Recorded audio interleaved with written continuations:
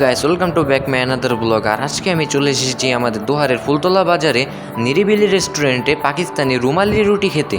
শুধুমাত্র রুমালি রুটি না, আমি চিকেন চাপের সাথে এই রুমালি রুটিটি খেতে চলেছি। দেখবো যে কীরকম লাগে এই সুস্বাদু রুমালি রুটি।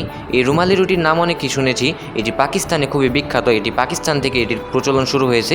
তো আমরা আজকে রুমালি রুটি খেতে যাচ্ছি। এই রুটিটি কিন্তু সচরাচর কোথাও পাওয়া যায় না, এটি শুধু একমাত্র আমাদের এই দোহারের এই ফুলতলা বাজারের নিরিবিলি রেস্টুরেন্টেই পাওয়া যায়। তো চলো এই রেস্টুরেন্টের মালিকের সাথে কথা বলা যাক। ভাই ভালো আছেন? হ্যাঁ, আলহামদুলিল্লাহ ভালো আছেন?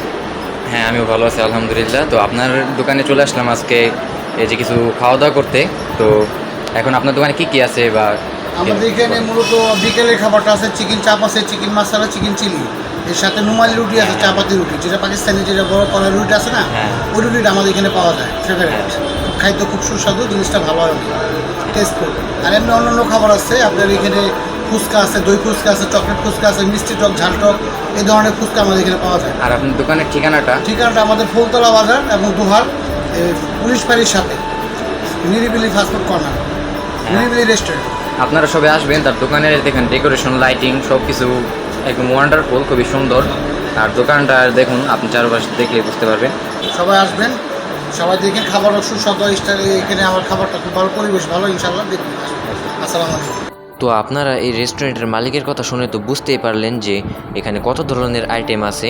এখানে A to Z, মানে যত ধরনের আইটেম আপনি যা চান, যে খাবার চান, এখানে সব ধরনের খাবার পাবেন আপনি।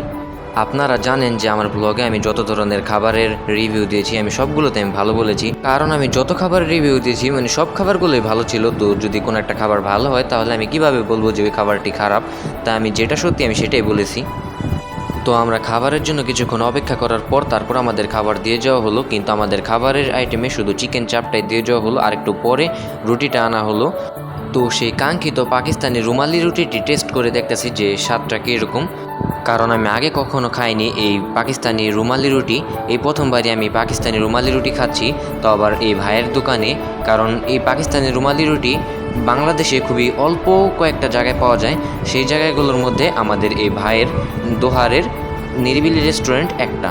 তো যা বুঝতে পারলাম, এই রুমালি রুটি আর চিকেন চাপ অত্যন্ত সুস্বাদু আর বড়। এই রুমালি রুটিগুলো তো আপনারা ভিডিওতে দেখতেই পেতেছেন যে এই রুমালি রুটিগুলির সাইজ কী পরিমাণে বড়। আর এই চিকেন চাপের সাথে একটা টক দিছে, এই টকটা আমার পার্সোনালি খুবই ভালো লাগছে।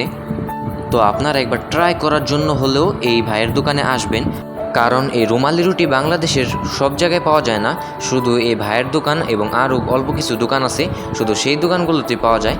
তো আমি একটা কথাই বলবো যে আপনারা একবার ট্রাই করার জন্য হলেও এখানে আসবেন। তো আজকের মতো এখানেই, আল্লাহ হাফেজ।